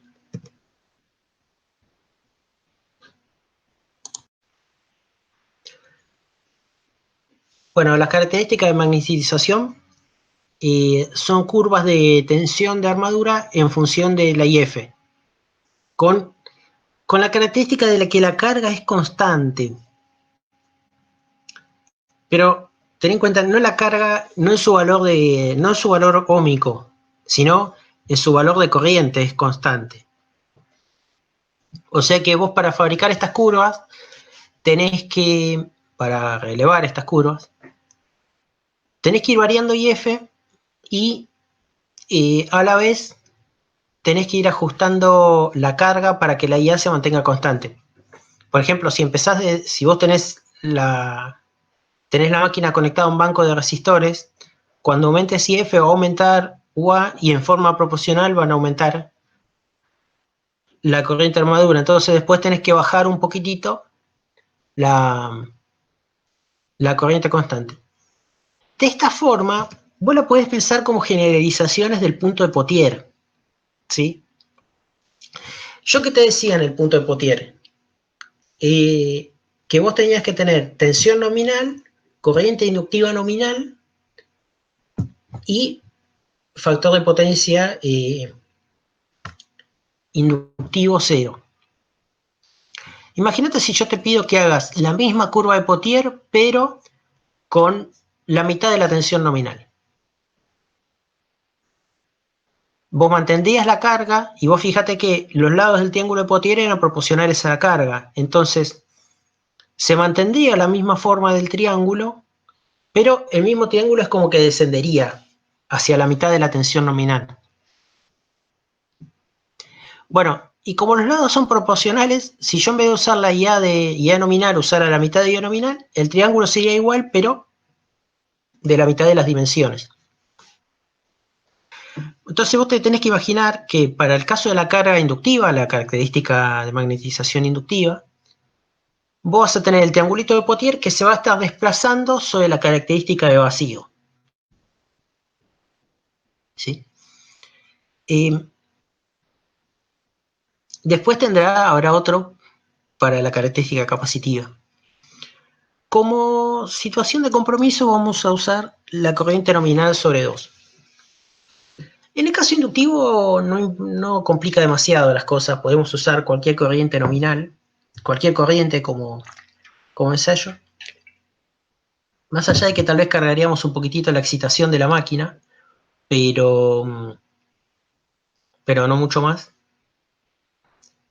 Pero en el caso capacitivo, como ya habíamos hablado, la tensión se tiende a incrementar. La corriente capacitiva es una corriente que magnetiza la máquina. O si lo querés ver, disminuye el efecto de la reactancia sincrónica. Entonces, ese efecto de magnetización hace que la tensión aumente. Entonces, si vos haces una corriente y esa tensión aumenta, cuanto más aumenta la corriente, más aumenta la tensión. Entonces podés complicar la aislación. Podés llegar a quemar la máquina. Entonces, lo que usamos es como un compromiso, usamos la tensión nominal sobre 2. ¿Sí? El otro problema también que aparece es que se vuelve muy sensible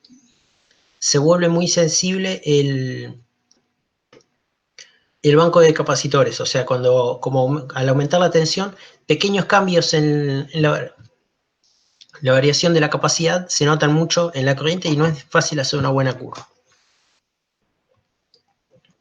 Bueno, el circuito equivalente con carga inductiva pura sería este, ¿no? Donde vos estás agregando vos controlas la tensión de excitación y estarías agregando un nuevo banco de capacitores, de inductores. Y muy similar el circuito equivalente con carga capacitiva. ¿Se entiende hasta acá? ¿Alguna consulta sobre el ensayo?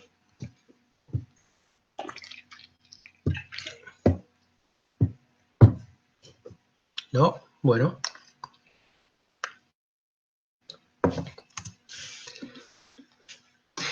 Bueno, esto es una exageración, en verdad, obviamente que nosotros no hacemos tantos puntos.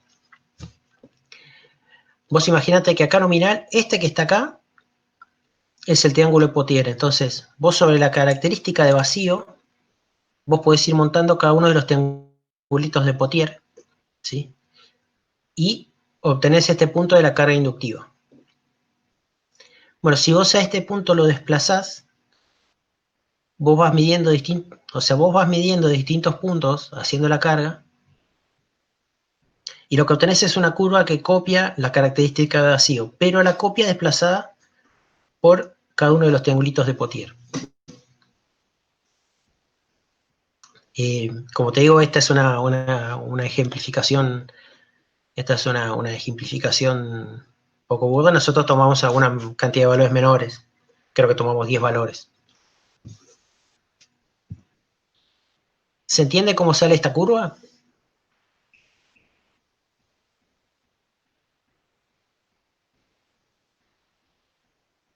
¿Alguno que me responda que...? Sí, Juan, perfecto. Ah, perfecto.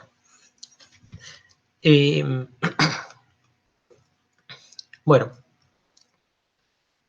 La característica capacitiva es similar, pero acá viene lo interesante, ¿no? Y vos por cada punto que midas, vas a tener que la corriente capacitiva presenta el efecto este magnetizante. Lo que quiere decir es que te aumenta, cuando vos conectás una carga capacitiva, en vez de caerse la tensión de armadura, aumenta la tensión de armadura. ¿Sí? Y entonces vos para una misma IF vas a tener una tensión de armadura mayor. ¿Sí? Ahora, si vos tomaras cada uno de los puntos relevados, que van a ser menos también, van a ser unos 6, 8.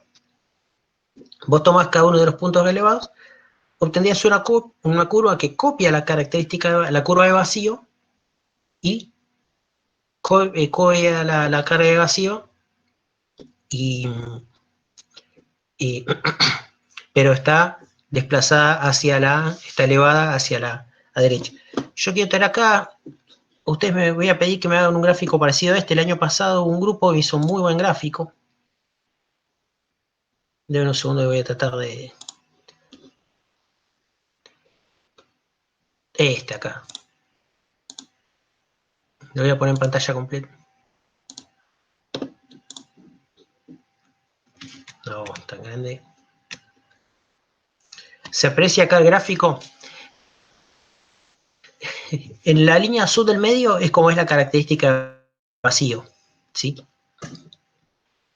Esta curva que está acá es la característica inductiva, o sea, la característica de Pottier, ¿sí? Donde vos, este es el punto nominal, este es el punto de Pottier, y si vos hicieras toda la curva variando con el mismo valor de la corriente inductiva nominal, vos la desplazaras hacia arriba y hacia abajo, o sea, cambiaras el valor de la tensión de armadura, te desplazarías y obtendrías esta curva.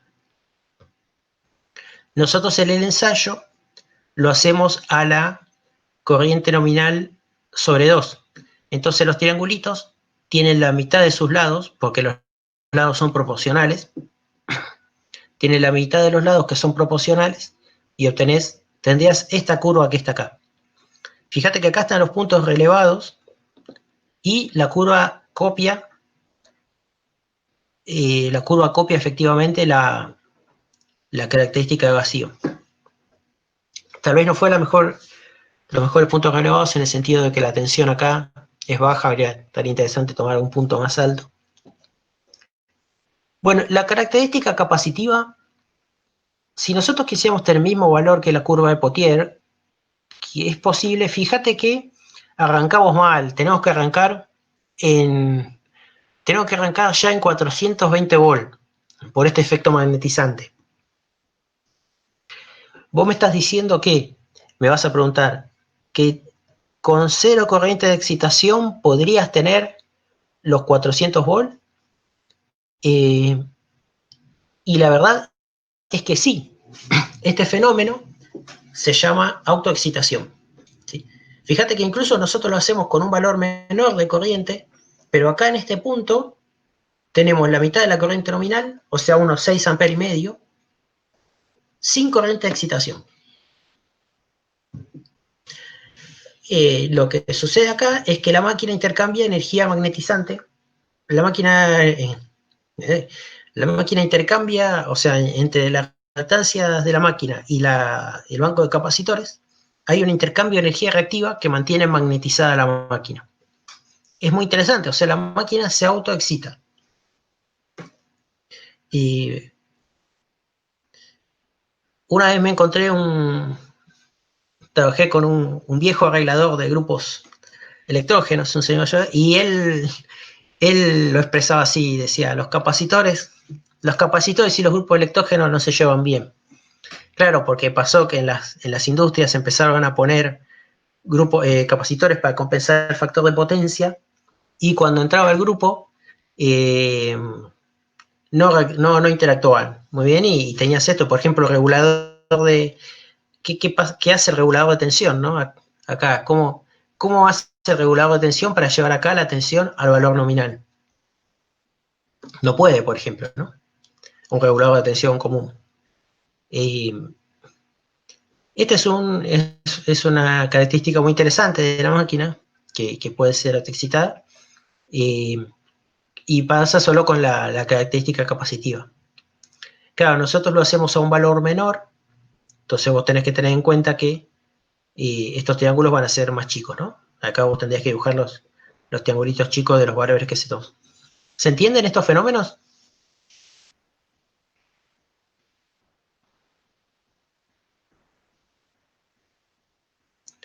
Miren que pregunten, porque... ¿Cómo? Bueno. Pregunten por qué. No había una teoría. Habías mencionado recién lo del factor de potencia. Si en una instalación se tiene la corrección del factor en forma generalizada y se quiere energizar por medio de un grupo de electrógeno, se tendría que inyectar después del banco de capacitores. Mira, en general la solución práctica que le encuentran es desconectar el banco de capacitores directamente. Porque el regulador porque te interactúa con el regulador de tensión del grupo. Salvo que... Claro, yo vería cómo está el campo de capacitores, qué función cumple, porque si la función es simplemente para dar con el coseno phi a la distribuidora, si pongo el grupo electrógeno no tendría sentido que esté. Exactamente. Salvo por un pequeño detalle. Imagínate que vos tenés una red muy inductiva y arrancamos nosotros la clase diciendo que al grupo, a la máquina sincrónica, su capacidad lo que le interesa es la corriente que pasa, su limitación, lo que le interesa, yo las personifico las cosas. Su limitación técnica principal está por la energía térmica disipada en sus bobinados, y eso es proporcional al cuadrado de la corriente. Entonces, si yo tengo una red que tiene un coseno phi muy bajo, también voy a perder capacidad de generación. O sea, mi máquina de impulso me va a dar, por ejemplo, si mi coseno phi es 0,6 y mi grupo electrógeno es de 0,8, significa que yo voy a tener que trabajar la máquina de impulso al 60% o al 80% de su potencia nominal, porque el coseno phi me va a estar limitando. ¿Por qué? Porque como el coseno phi es 0,6, voy a tener un montón de corriente reactiva que me va a quitar generación a la máquina. Eso lo vamos a ver con más detalle, todas esas limitaciones las vamos a ver en una unidad de las que viene después, que es el diagrama de capabilidad de la máquina, que son todas las limitaciones que tiene. Pero ahora, Juan, sí. no me quedó claro lo que decías antes. O sea, a ver, en una industria en general tenés un banco de capacitores para corrección de factor de potencia.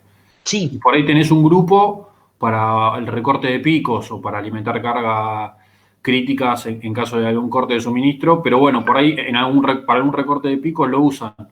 Si vos querés hacer un recorte de pico, no podés sacar el banco de capacitores porque vas a tener un... Qué buena pregunta. No sé cómo, no puedo ver quién hizo la pregunta. ¿Cómo? Tomás Ricaño. Tomás. Muy buena pregunta, Tomás. Hay una cuestión muy importante. Estamos hablando de acá de que la máquina está en modo independiente de la red. Entonces, en forma independiente de la red, vos entendés la máquina, los capacitores y la carga. Y el único control de la tensión es el regulador de tensión de la máquina. Y ahí es donde entra el problema, donde está la limitación. En cambio, en el caso que vos me contás de recorte de picos, la máquina está conectada a una red de potencia infinita. Y entonces la máquina no tiene control sobre la tensión. La máquina controla, como lo estarán viendo ya en la teoría, la máquina controla la potencia activa y reactiva entregada o absorbida de la red. ¿Sí? Entonces ahí no tenés problema con el banco de capacitores, porque estás atado a una red. El problema con los capacitores es esta curva de acá arriba, ¿ves? Que me sube la tensión. Yo de este lado sé que la tensión siempre me la baja. En cambio, de este lado, la tensión me la sube. Un factor externo me sube la tensión a la máquina. Y entonces me puede pasar que, como yo te mostraba acá, que incluso me quede sin regulación. Si yo estoy de este lado, en la parte inductiva, siempre voy a poder inyectar más tensión a la excitación para lograr llevar a la tensión a donde quiero. En cambio, si estoy acá, me quedé sin margen, ¿entendés? Pero esto es... Sí, lo entiendo, aunque por otro lado me queda la duda, digamos, también por lo último que decía, de si También si yo estoy independiente de la red y alimento con mi grupo, por otro lado no puedo tener un tan mal factor de potencia porque voy a mal utilizar el grupo, la potencia Exactamente. nominal del grupo, ¿no? Entonces Claro. también tendría que tener algún capacitor, el tema es ver cómo lo regulo, la entrada y la salida de esos capacitores. Nadie impide que tengas algunos. Lo que no tenés que estar es sobrecompensado.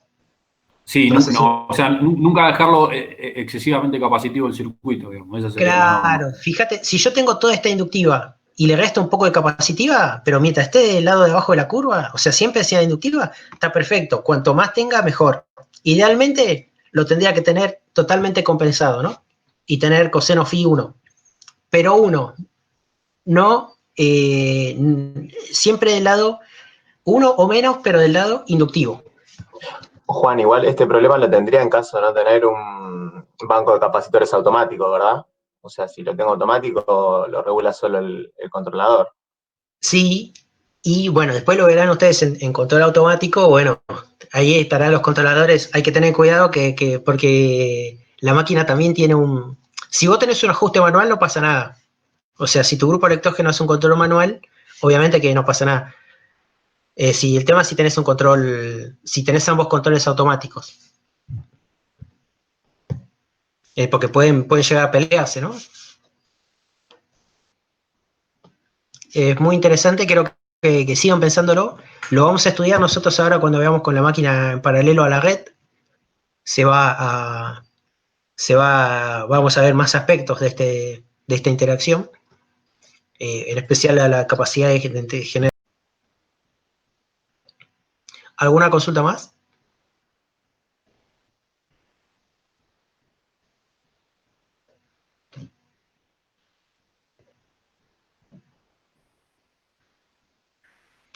Bueno, sigo, si no. Entonces, chicos, estas son las curvas que ustedes me tienen que van a ir dibujando y que podemos ir hablando. Bueno, vuelvo a la presentación.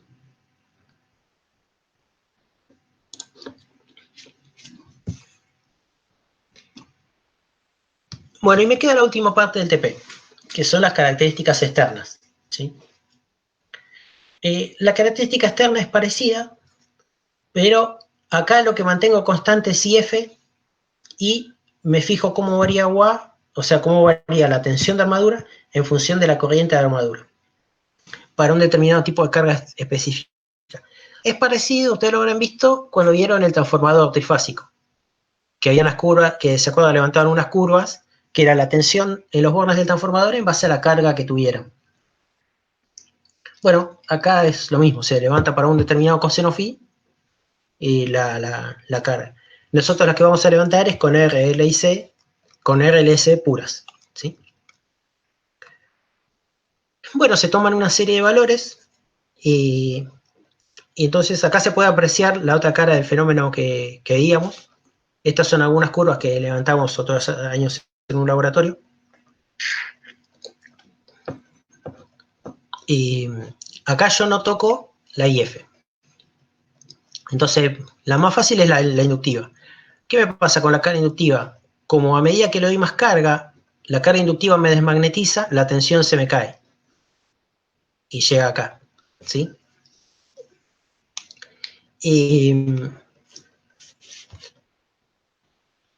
La carga resistiva tiene el mismo efecto, pero es menor. No toda la carga resistiva me desmagnetiza. Pero fíjate que eso es una complicación, porque la carga resistiva te desmagnetiza. Lo decías. No es neutral, digamos, ¿no? Estaría bueno que haya una carga que no lo haga, pero resulta que no. La resistiva también te magnetiza, pero no de la misma manera que la inductiva, ¿sí?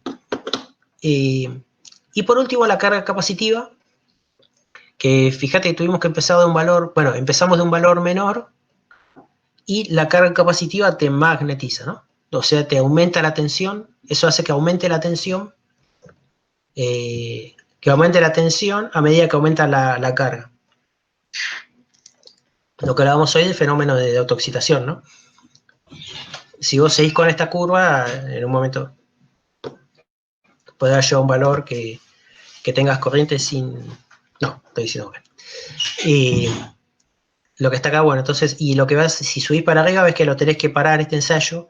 Es un rango muy cortito porque corres siempre mucho riesgo de afectar la aislación de la máquina. Acá la máquina es de 380 y ya en 4 pasitos estoy en los 500 volts. ¿Se entiende esta parte?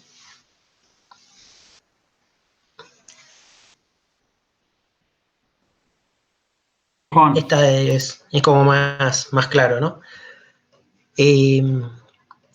Bueno, de los circuitos se imaginarán, ¿no? A esta altura del partido, ustedes ya como estudiantes de cuarto, ¿no? Que no hace falta que ejemplifique en base al circuito original. Creo que ahí les va a quedar claro cómo son los pasos de los ensayos. Creo que ahora va a quedar más claro esta parte, ¿no?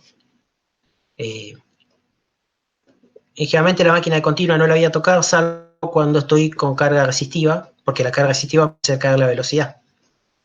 Y entonces, cuando me caiga la velocidad, voy a tener que retocar un poquitito acá para lograr mantener la misma velocidad sincrónica. Después, el resto del tiempo, este banco no se toca.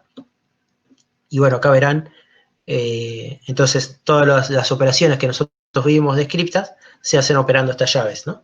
No hay mucho más. Y como les decía, sí me faltó una tal vez que explicite el cortocircuito.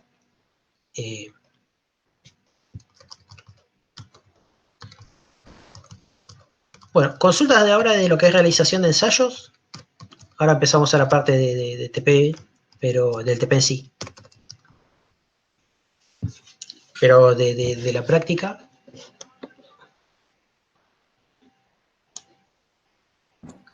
Por ahora, Alberto, no sé si, ¿cómo andás? No sé si querés comentar algo.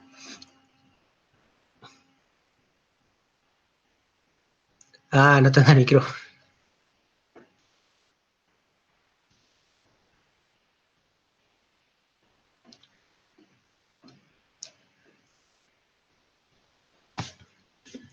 Ah, no sabes cómo desactivarlo, está ahí.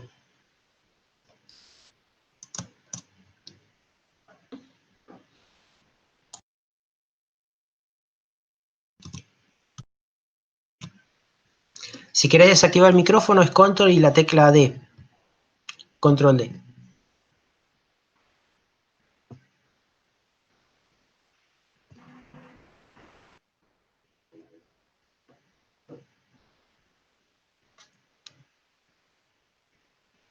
Se te desactiva así. Bueno. Me parece que te va a llamar o algo así. Sí. ¿Se escuchó lo que estuvimos hablando? Daniel, vos no sé si escuchaste. Sí, más o te menos, escuché. la verdad, Juan. Ahora lo cuento yo. Entendí que a lo que apuntaba es por el lazo de histéresis, ¿no? Claro. Miren, voy a, si me permiten, hoy hablamos, acá yo tengo la presentación, ¿no? Hoy hablamos que esta curva que está acá, por ejemplo, que yo digo la que nosotros levantamos en el laboratorio, es, llamémosla la curva de arriba de histéresis. Es la curva cuando empezás de saturado a sin saturar. Entonces lo que propone, dice, bueno, en un laboratorio, cuando vos tenés que hacer la curva para la máquina, por decirlo, cuando vos tenés que hacer la curva para entregar la característica que vos fabricaste, ¿sí? Lo que haces es, bueno, qué curioso, acá el PowerPoint parece que no tiene, vos vas a tener otra curva que va a venir así.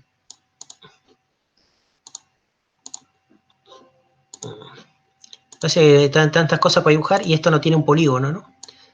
Vas a tener... Sí, fíjate que hay un dibujito, ese que tiene como un rulito, es el que está el primero en la segunda fila. Ajá.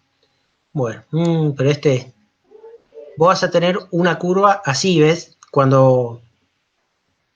Esta es la otra curva de histéresis, ¿sí? O créanme que es la otra curva de histéresis. Entonces lo que dice que la forma de hacerlo es así. Vos agarrás Y entre estas dos curvas hay una curva intermedia. Está esta curva, que es la que efectivamente pasa por 0. Es la curva que efectivamente pasa por 0. Entonces vos lo que podés ir haciendo... de primera magnetización, cuando recién magnetizan la máquina. Podría, sí, es parecida a la curva de primera magnetización. Entonces vos subís hasta el máximo, obtenés este punto y bajás. Volvés a subir hasta el máximo, pero no ya un máximo tan grande, sino que venís a este punto y volvés a bajar. Volvés a subir al máximo, pero cada vez menor, y volvés a bajar, volvés a subir y volvés a bajar, y entonces vos vas trazando curvas, vos vas trazando puntos sobre esta curva, digamos, ¿no? Pones uno acá.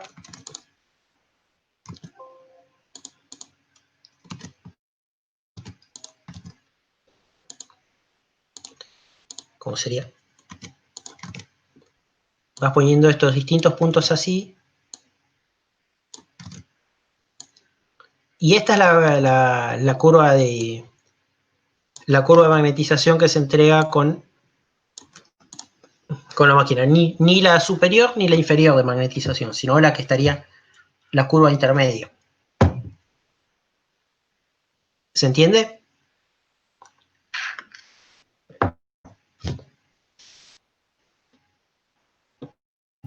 Sí, profe, se entiende. Bien.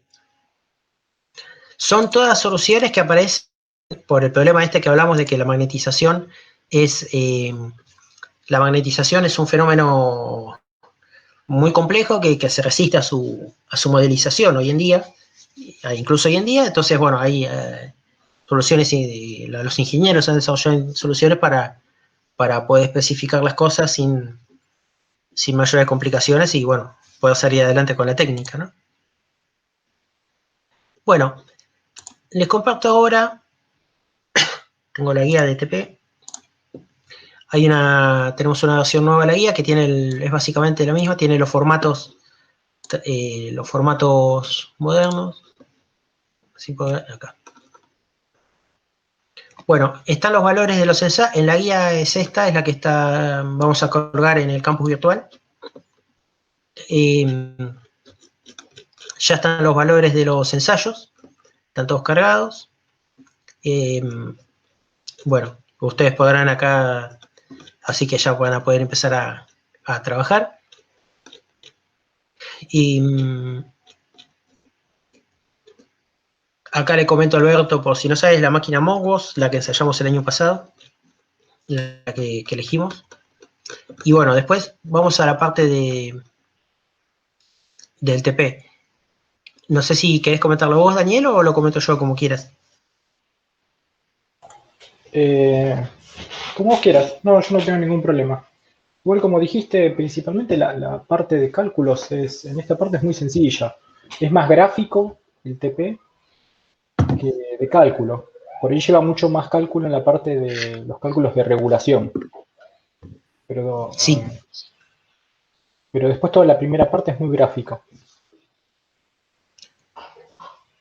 Y acá, bueno, hablamos del TP, habla de papel milimetrado, pero también podemos, también se pueden usar, dibujarlo en AutoCAD, digamos, manteniendo en escala uno como si fuera en papel. Claro. Sí, pueden hacer incluso hasta las rayitas, ¿no? Tratar de como dibujar el papel milimetrado, creo que así es. Fíjense nomás cuando lo impriman, que mantenga la escala.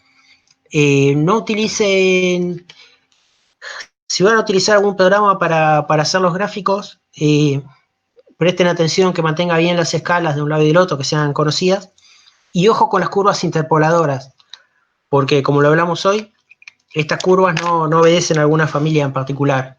Entonces, no pongas una curva interpoladora así estándar, porque te va a hacer una curva interpoladora o una curva que una de los puntos te va a dibujar algo que no es, ¿no? O sea, en verdad te va a quedar un poquitito esto lija. Cuando vos dibujás la recta de hierro no te van a pasar por todos los puntos. Y cuando dibujás la curva de vacío, Y la verdad que va a ser una curva que más o menos va a pasar por todos los puntos, pero que no tiene por qué pasar exactamente por todos. Si pasa exactamente por todos, capaz que hasta esté mal. Así que por eso recomendamos hacer el gráfico usen el CAD y en un ratito se hace, es menos laborioso que hacerlo en papel, ¿no? Así que, bueno, fundamentalmente sí, hay que hacer gráficos para todos los casos, parte Potier, y usando el triángulo de Potier determinar rectancia de dispersión y factor de reacción de armadura. Esto es un poquitito lo que explicamos, y también está en el apunte, hoy lo tenía. Claro, y para hallar la recta dispersión y la reacción de armadura es importante que esté a escala, porque claro, el método es gráfico. Por eso hacen hincapié en esto, que si van a utilizar algún programa, verifiquen que les dé una escala razonable como para después poder determinar estos valores, ¿no? Obviamente que también se puede hacer con ecuaciones, pero son ecuaciones que las tenés que deducir del gráfico, ¿no? No es que sí o sí hay que hacer, o sea, los cálculos se pueden hacer, pero un poco como lo vimos en la guía, eso está detallado en el apunte 17, si no me equivoco. Está bien detallado el procedimiento para determinar. Bueno, son ecuaciones que se deducen del gráfico, ¿no? Son longitudes de segmentos, sí. Es más, incluso lo que estoy pensando, sí, hacer las ecuaciones es un poco complicado, tenés que hacer el triángulo, nada, hay que una geometría un poco más avanzada, ¿no? En eso tal vez hay un programa que han usado muchos, que se llama GeoGebra, creo que para ese tipo de, para hacer ese tipo de mediciones y de cálculos, como cálculos geométricos basados en gráficos, como un papel virtual, GeoGebra puede funcionar bien también. Sé que varios me han entregado gráficos con ese programa. Bueno, van a tener que hacer las justificaciones, van a tener que hacer los fasoriales. Yo los fasoriales no los quise poner en la explicación, un poco para no cargarlos, un poco porque se viene en la teoría, y otro poco para que los estudien ustedes y los coloquen aquí, ¿no? Eso repasen la teoría, está muy bien explicado. Bueno. Sí, además son fasoriales muy sencillos, nada que ver con el de la máquina asincrónica. Asincrónica. Y para las características de magnetización es básicamente lo mismo, hay que construir las curvas, y está acá detallado lo que hay que hacer algunos fasoriales. Y la parte más complicada acá es calcular la regulación, ¿no? Ahí van a tener que consultar la teoría. En todo caso, lo hablamos también si quieren en una de las clases de práctica después, o me lo consultan directamente. Vamos a calcular la regulación por método de Potier, método de triple E y el método de la rectancia sincrónica saturada. Sí, la de Kingsley, con el factor de Kingsley. El factor de Kingsley, exactamente. Vamos a aplicar todos esos métodos y después vamos a tener que sacar nuestras conclusiones. A ver qué métodos, quién la pega más, quién la pega menos, por qué porcentaje y si podemos adivinar el motivo, ¿no? O adivinar. Si podemos dar alguna elucubración de por qué motivos que tiene cada método que lo haría acercarse o no tanto al valor. Y Alberto esto hizo hincapié en las clases también. ¿Por qué había 3 métodos? Y bueno, y explicó un poco cuál se utilizaría o si se utilizarían todos y el motivo. Más o menos estuvo en ese tema haciendo hincapié. ¿Consultas alguno de la parte práctica?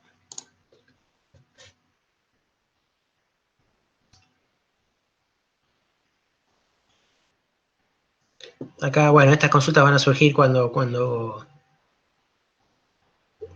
se pongan a hacerlos, pero en sí no es difícil, ¿no? Es acá ¿cómo estamos haciendo, Daniel, con los responsables? ¿Nos lo dicen ahora? Lo habíamos pedido ahora, ¿no? Sí, lo podemos pedir ahora tranquilamente. Ahí yo ya abro una planilla para que ya me den los nombres de los responsables de cada uno de los prácticos. Por el grupo 2, Daniel, yo me hago responsable. Tomás Ricaño.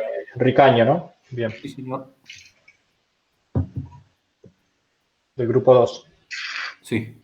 ¿Y alguno más que te ayude? Que te ayude, no, que lo hagan de 2, ¿no? Ahora te aviso, ahí estoy hablando con los chicos de mi grupo. Ok. Bueno, entonces,